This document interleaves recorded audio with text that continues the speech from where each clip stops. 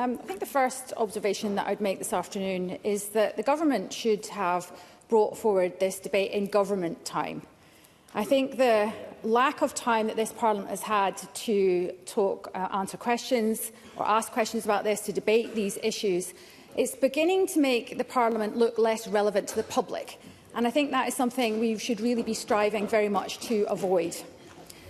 I think this is an important debate, and there have been some very thoughtful speeches from across the chamber, particularly from Murdo Fraser, from Claire Baker and from Pauline McNeill. Now, last week I asked a question of the First Minister about the state-sanctioned human rights abuses that women across Scotland are facing. If you give me a moment, I'll come back to you. Now, some people thought that this was hyperbole, and the First Minister himself said that he did not accept the charge. But whether he does or he doesn't accept it, it is the reality of what is happening across Scotland. So either he doesn't know what's happening across Scotland, and therefore my characterisation is correct and he is out of touch, or he does know and he's being disingenuous.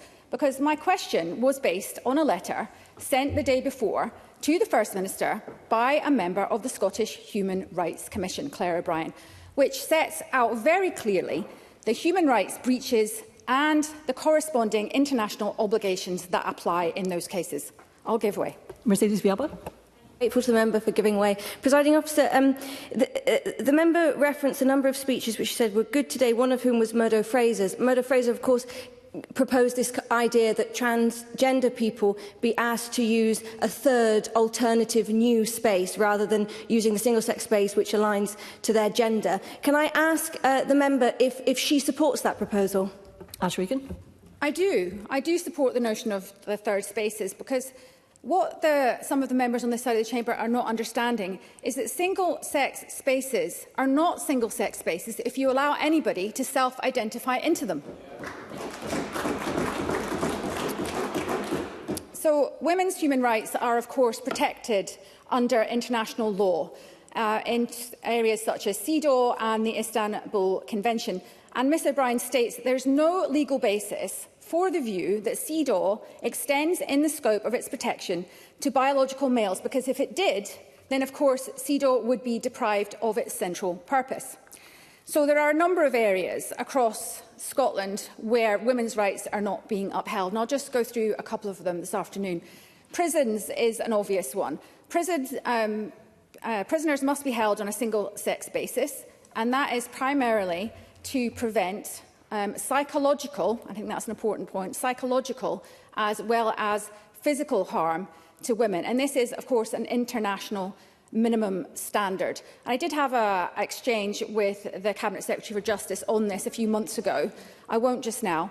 And I really must state that I think the Government must reverse this policy that it has just announced of not providing the data on where trans prisoners are held, simply because something is not politically easy is not a good enough reason to withhold this data from this Parliament and also from the public. I'll move on to toilets in schools. There is, of course, a law that requires school toilets to be single-sex for obvious reasons. But the Scottish Government is currently consulting on removing the statutory requirement for equal provision of separate male and female toilets. So I come back to the exchange that I had with the First Minister last week.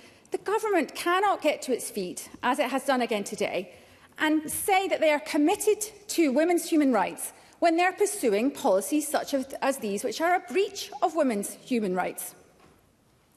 Single-sex changing is another area. I will. Edward Bainton.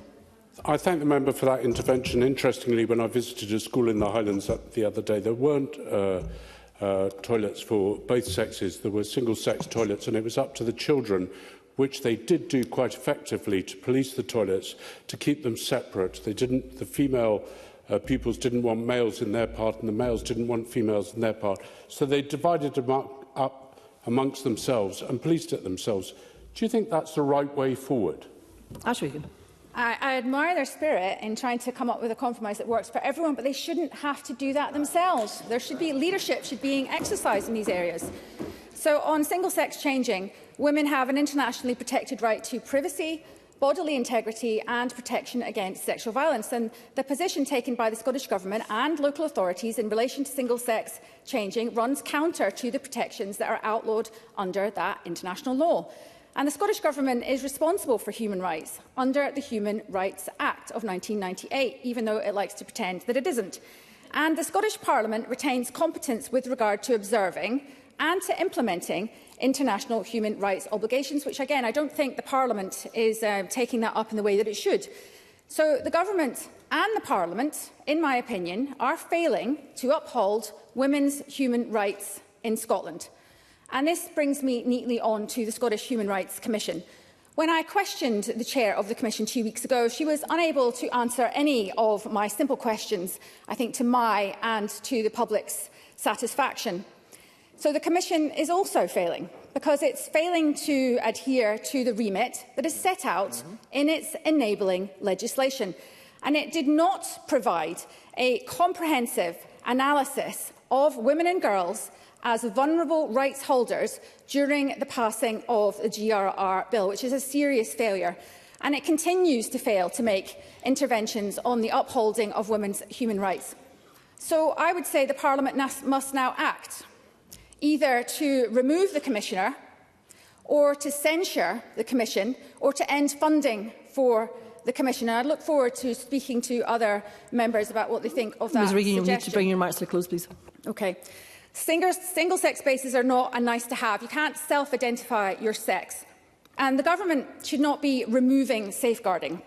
The Government should be enforcing safeguarding. And the women and girls of Scotland, quite frankly, deserve nothing less.